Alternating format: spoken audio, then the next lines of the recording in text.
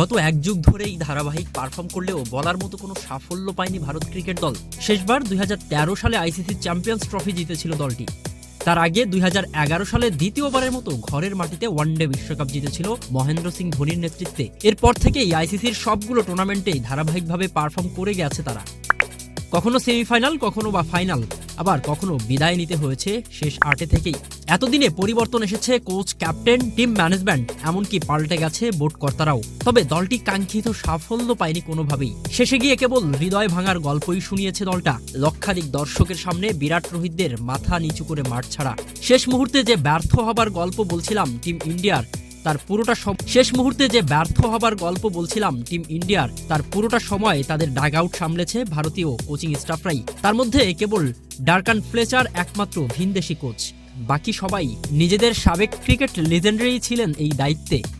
সর্বশেষ রাহুল দ্রাবিড়, তার সংযুক্তিটা হয়েছিল 2021 সালে। তখন অবশ্য বোর্ডের দায়িত্বে ছিলেন তার সাবেক টিমমেট সৌরভ গাঙ্গুলি আর একটা ওয়ানডে বিশ্বকাপ। গত বছর ঘরের মাটিতে বিশ্বকাপ ফাইনাল হারের পর আর ছেড়ে দিতে চান প্রধান কোচের সেই দায়িত্ব। তবে সবার অনুরোধে নবায়ন করা হয় তার চুক্তি, আর চালিয়ে যাচ্ছেন এখনও তার দায়িত্ব।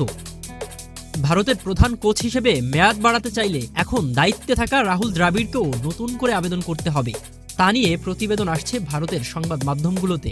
এক প্রতিবেদনে জানানো হয়েছে, বিশ্বকাপের পর দায়িত্ব থেকে সরে যাওয়ার ব্যাপারে তিনি আগেই বিসিসিআইকে জানিয়ে রেখেছেন। সেটি নাকি মার্চ মাসের দিকে, আইপিএল শুরু হবার আগেই। এই ব্যাপারে যারা জানতেন তাদের কাছে জয়সার এই মন্তব্য তাই তো বিস্ময় হয়েই এসেছে।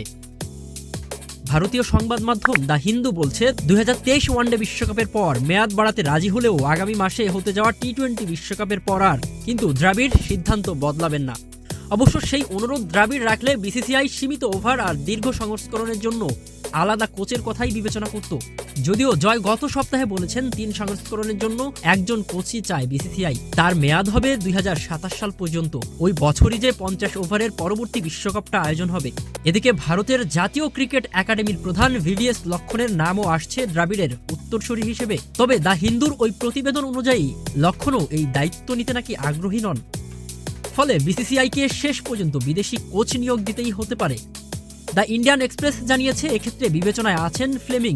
নিউজিল্যান্ডের সাবেক অধিনায়ক এখন চেন্নাইয়ের প্রধান কোচ হিসেবে দায়িত্ব পালন করছেন। তবে দ্য হিন্দু বলছে, এখনো পর্যন্ত আইপিএল এর কোনো দলের কোনো কোচই আগ্রহ দেখায়নি ভারতের জাতীয় দলের কোচ হতে। ভারত সর্বশেষ আইসিসির কোনো শিরোপা জিতেছিল ভিনদেশি কোচের অধীনেই। তাই তো এবারও হয়তো সাফল্যের খোঁজ নিতে ভিনদেশি কোচের দ্বারস্থই হতে পারে বিসিসিআই, এমনটাই মনে করছেন সবাই।